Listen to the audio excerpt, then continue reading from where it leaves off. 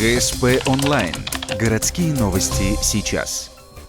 Вторник, 9:20, ЖД вокзал. Группа школьников с Яриги отправляется в экскурсионный тур. В рамках программы круглогодичного оздоровления детей 14 ребят поедут в Ярославль. Они проведут чуть меньше недели, осматривая достопримечательности Золотого кольца России. Программа насыщенная, петь надо много. Это и Ярославль, и Кострома, и музей имени Некрасова, музей-заповедник, и город Ростов-Великий, Переславль-Залесский. Мне кажется, сложно выделить что-то одно из такого разнообразия достопримечательностей России.